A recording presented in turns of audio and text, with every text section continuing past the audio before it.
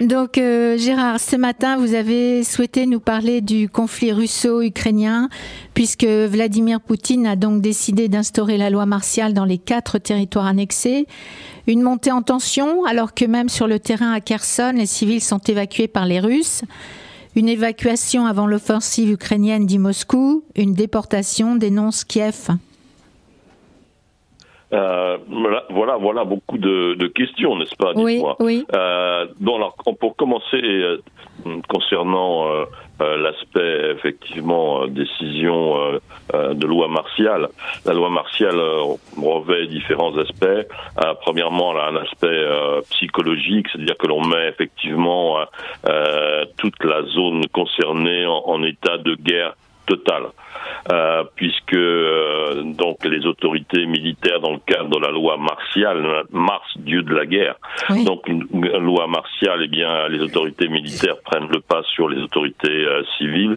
Donc il y a toute effectivement d'intervenir dans l'organisation et dans les décisions de mouvements de population, et aussi bien sûr de pouvoir menacer la population de châtiment dans le cas de collaboration avec l'ennemi ukrainien. Oui.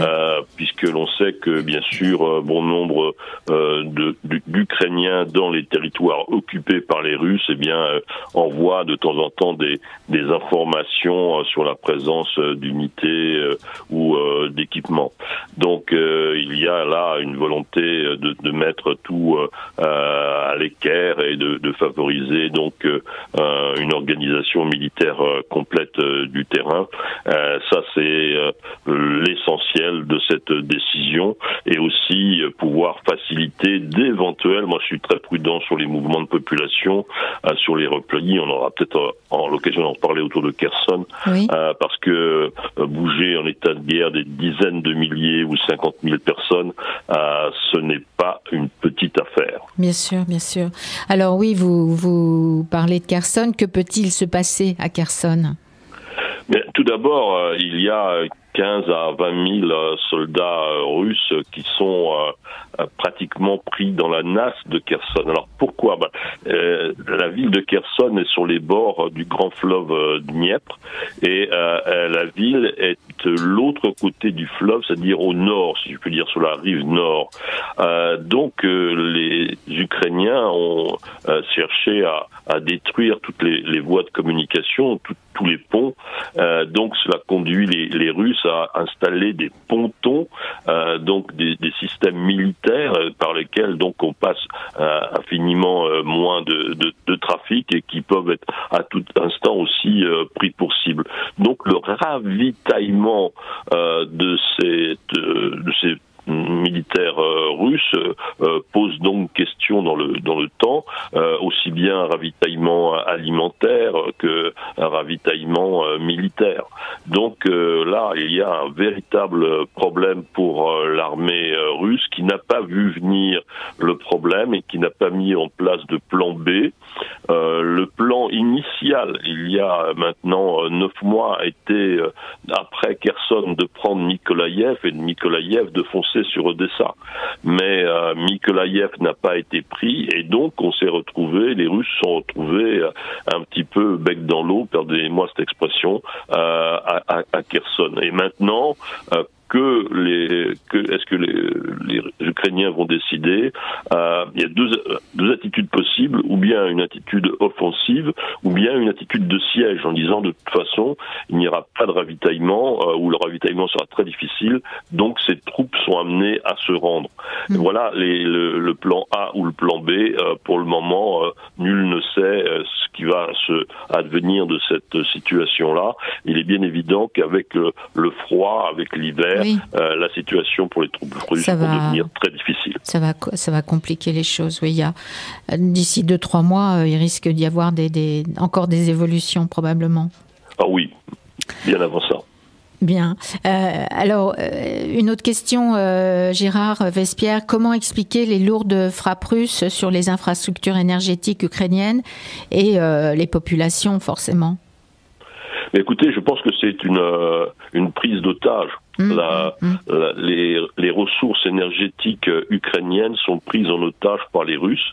Le chantage est le suivant. Si vous continuez comme vous l'avez fait avec le pont de Kerch à frapper sur nos infrastructures, eh bien nous allons réduire à zéro vos infrastructures énergétiques.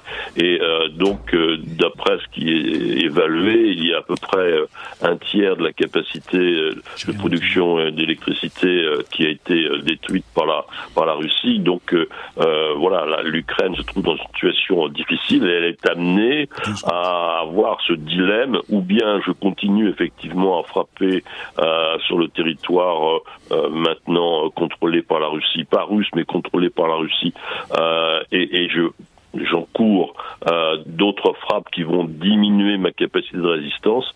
Donc voilà, il y a un dilemme et ce chantage mené donc de la part des Russes. Si vous frappez les installations russes, eh bien nous on est capable de vous mettre dans le noir et de laisser le pays dans le noir.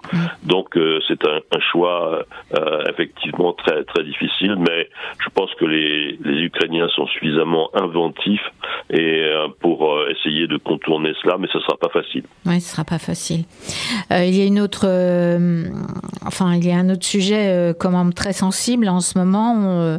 J'ai entendu que les informations parlaient encore ce matin. C'est l'utilisation des drones irakiens kamikazes. Iraniens, oui. Iraniens. J'ai dit autre chose. Irakien, oui. Ah oui, iranien, pardon, excusez-moi. Iranien kamikaze, oui. Donc, deux régimes, selon vous, au bord de la déroute. Écoutez, oui, c'est deux régimes sur des profils totalement différents. L'un est dictatorial laïque, la Russie, et l'autre est dictatorial religieux, l'Iran. Donc tous les deux se retrouvent dans la dictature et la suppression des libertés individuelles drastique. Donc, le peuple russe ne s'est pas encore levé, mais le peuple iranien, après 40 ans d'oppression, ose tenter sa chance. Jusqu'où cette révolte ira pour se transformer en révolution, on ne le sait pas.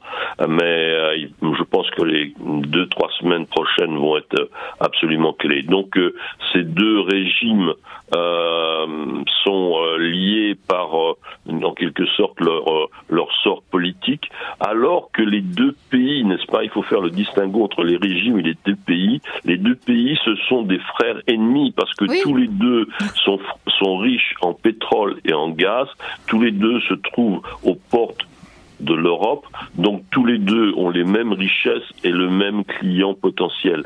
Donc ce sont des pays concurrents. Mais grâce à la complicité des régimes des ayatollahs et du régime du Kremlin, eh bien, il y a une complicité entre eux qui finalement permet aux Russes de vendre leur gaz et leur pétrole et fait sortir les Iraniens de ce marché-là. Mais eh bien, comme tout mouvement dans l'histoire, on le sait, il y a un mouvement de pendule, eh bien, on retrouvera dans quelque temps, s'il y a cette révolution qui va jusqu'au bout, l'accès aux richesses gazières et pétrolières de l'Iran pour l'Europe. Nous en avons besoin. J'écris depuis des années que, effectivement, la chute du régime des ayatollahs est une nécessité stratégique pour l'Europe. Oui, vous évoquez ces frères ennemis au niveau économique, mais c'est aussi au niveau religieux, puisque l'un est très chrétien et l'autre, c'est l'islam. Oui, mais il n'y a pas de confrontation, il n'y a pas d'affrontement sur le plan religieux. Disons, chacun vit sa vie, il y a totale autonomie, mais donc il y a une complicité, on le voit en termes militaires, on le voit en termes militaires en Syrie, n'est-ce pas, où les Iraniens ont envoyé des dizaines de milliers d'hommes à la fois d'Iran, d'Afghanistan, du Pakistan, pour aider donc le régime de Bachar el-Assad, de Bachar el-Assad, eh bien voilà, il y a eu cette complicité aussi avec le régime russe de maintenir Bachar au pouvoir depuis donc les frappes russes le 30 septembre 2015. Gérard Vespierre, Pierre Kuchli, qui est avec moi, souhaite vous poser une question, enfin en tout cas intervenir. Ah bon, bonjour Pierre, je suis très surpris, je pensais que c'est toi qui avais coupé la communication. Bonjour Gérard, je n'oserais pas, surtout avec un intervenant comme toi, la qualité de tes analyses et de tout ce que tu dis, bravo à toi. Moi j'ai pas vraiment de questions parce que, comme vous le savez tous, moi je fais du développement économique et de la défense des entreprises et du territoire. C'est ça ma mission à moi. Ce que je voulais simplement dire, c'est que... Je t'entends très mal. Vous parlez plus devant le micro. Est-ce que tu m'entends mieux là ? Ah oui, bien sûr. D'accord. Merci. Donc moi, mes sujets, bien entendu, ce sont les entreprises et le développement économique. Moi, ce que je voulais dire ce matin, c'est que nos entrepreneurs dans le Val d'Oise, mais pas que, dans toute la France, qui ont connu des grèves, qui ont connu des gilets jaunes, qui ont connu le Covid, qui ont connu des tas de choses. Cette guerre en Ukraine, franchement, c'est vraiment... On n'en avait pas besoin. C'est vraiment, enfin, la cerise sur le gâteau, quoi. On n'avait vraiment pas besoin de ça. Aujourd'hui, on voit les prix de l'énergie qui s'envolent et qui vont plonger une grande majorité des TPE-PME dans des situations dans lesquelles ils ne pourront pas se sortir sans être aidés. Il faut vraiment être conscient de ça. Et c'est extrêmement important. Plus tout le reste, hein, l'inflation, le coût des transports, les pénuries de matières, les problèmes de recrutement qui sont. Je suis quand même très inquiet, mon cher Gérard. Je suis très inquiet. Mais tu as totalement raison. Et donc la Russie, enfin le régime russe, je pense qu'il faut faire un distinguo entre le pays, qui est un pays merveilleux, riche, et puis le régime qui est un régime donc qui manie le mensonge et la fourberie. Il n'y a pas un chiffre qui vient de Russie qui soit exact sur le nombre de morts, de blessés, sur voilà. Tout ça est manipulé sur le résultat des élections. Enfin, c'est un véritable cauchemar. Et donc les choix du régime russe concernant effectivement ce chantage global à l'énergie est un choix objectif que l'on disait au temps du régime soviétique et communiste. C'est un choix rationnel de mettre les démocraties en difficulté économique pour que l'on baisse les bras et que l'on accepte une paix en Ukraine à l'avantage de la Russie.